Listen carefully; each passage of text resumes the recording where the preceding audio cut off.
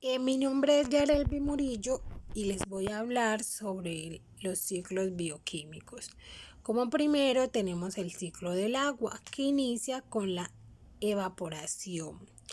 Por exceso de temperatura, el agua se evapora, se convierte en vapor, valga la redundancia, o en gas, que sube a la atmósfera y luego se da el proceso de la transpiración.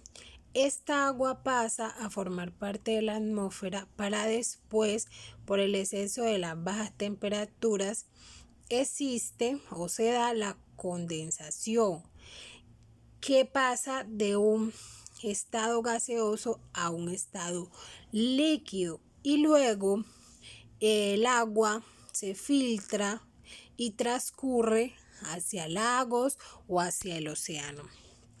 Como segundo tenemos el ciclo del oxígeno, que al respirar los animales y los seres humanos tomamos aire del oxígeno que producen las plantas y luego exhalamos CO2. Además, las plantas toman ese CO2 exhalado por la fotosíntesis.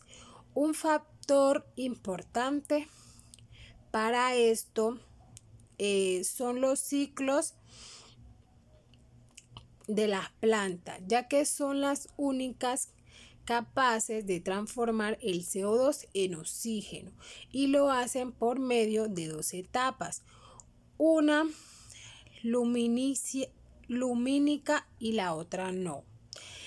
En la primera permite sintetizar material orgánico, lo que permite fijar el CO2 de la atmósfera y liberar oxígeno. A esto lo llamamos fotosíntesis. Como tercero está el nitrógeno.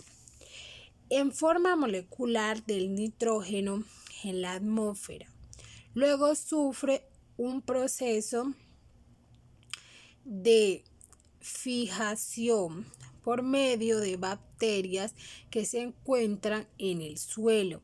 Estas bacterias lo fijan formando amoníaco, o también podemos ayudar a fertilizar las plantas por los organismos autótrofos, utilizando productos ricos en amoníacos. Entonces, las plantas van a asimilar esto y al asimilar el nitrógeno y lo incorporan en su estructura, si algún animal, como por ejemplo la vaca, se come la planta, también asimila el nitrógeno. Y cuando estos organismos se mueren, también pasan a ser descompuestos por organismos como los hongos o las bacterias. Y luego forman nitridos y nitratos.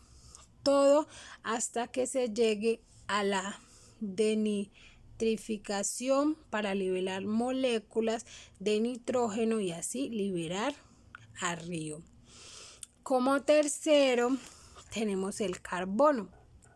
La mayoría de carbono se almacena en la atmósfera y llega hasta las plantas por medio de la fotosíntesis, que reduce que las plantas observen sus estomas y lo usen para producir azúcares y se regresan por medio de los animales, ya que nosotros comemos animales que comen plantas y así es como el carbono llega a nuestro cuerpo y lo regresamos a la atmósfera a través de la respiración. Si respiramos, regresamos el carbono al medio ambiente, al igual que las plantas. Como último ciclo tenemos el fósforo, que es almacenado en la atmósfera. El fósforo es almacenado en las rocas y cuando llueve el agua, cuando llueve las rocas se desgastan y entonces esta la lleva hasta el suelo, donde se hace la asimilación.